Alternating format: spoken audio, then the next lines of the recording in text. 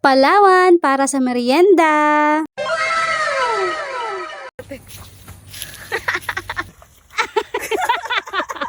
At dahil nananawa na nga ho kami sa pulos saging na merienda, kakoy manguha naman kami ng ibang makakain. At pagka pulos saging naman, ay baka kami magkabalahibo na nito bukas-bukas. Kaya naman ho itong aking Papa Pidoy ay niyakag kami ng aking kapatid na manguha ng Palawan o sa ibang tawag ho ay galyang. Bago ho kami manguha ay nagpaalam nga po muna kami dini kay Kuya Adnan. Ayan, at nakarating na nga ho kami dini sa pagkukunan namin ng Palawan. Ganyan po ang itsura niyaan, para hubagang malalaking gabi. At ito nga po, at nabaon na yung isang paa ni Jid sa putik, kalikutan ay.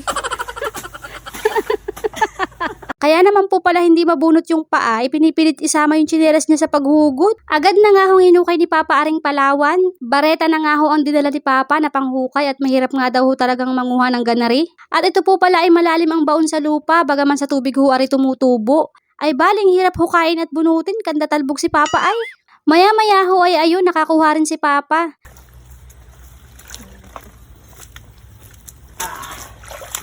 Laki.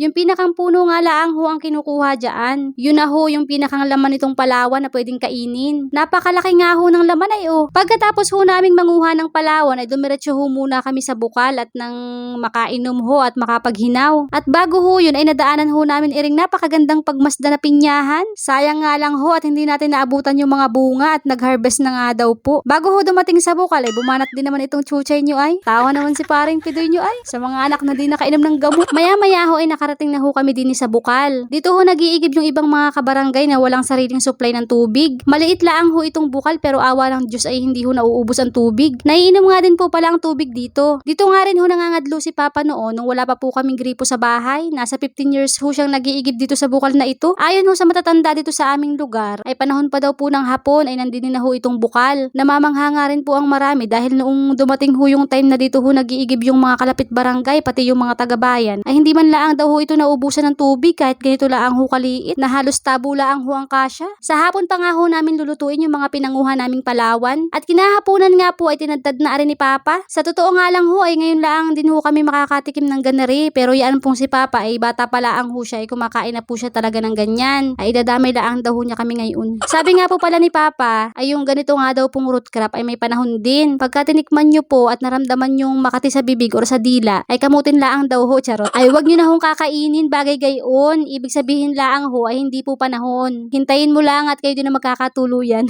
Ba't napasawa yun? Ayan ho, at inilabas na ni Papa itong kanyang mahiwagang lutuan para tipid nga daw ho sa gatong. Naglagay na nga ho siya dyan ng mga kusot. Sa mga nagtatanong po kung paano ito gawin ay panoorin nyo lang ho yung isa naming vlog. Ilalagay ko na laang ho sa comment section ang link. Ayan, at isinalang na po namin aring Palawan. At habang nakasalang po ay kumuha na po si Papa ng niyog. Tas ay kinayod na nga rin ho agad nung aking asawa at ipapartner ho natin yan sa Palawan mamaya. Medyo matigas pa nga ho itong Palawan noong kumulo kaya nagparaintay pa ho ang mga person. After 3 days ho, charing. Maya-maya nga ho ay luto na at inihain na rin namin sa lamesa. Ino-observe nga po namin kung makati sa bibig ay hindi naman ho ay dinilantakan na po namin. Bali ang lasa po niya, sabi nila ay parang San Fernando, pero para ho sa akin ay para ho siyang balinghoy o yung kamuting kahoy. Medyo matabang laang ho rin ng kaunti, pero masarap naman ho lalo kapag pinarteran nyo ng niyog. Pero sabi ko nga ho kanina, pagka makati sa bibig ay wag nyo na hong ituloy. Masisira ang buhay nyo, charot. Ayan, at dito na po natatapos ang ating mini vlog for today's merienda. Of course, maraming salamat sa Diyos sa biyaya sa araw-araw, at kung nagustuhan nyo po ang ating video ay pakishare naman po and pakifollow na rin ang ating page, Chuchay Vlogs. Salamat ho sa inyong patuloy na pagsuporta. Babush! Ow!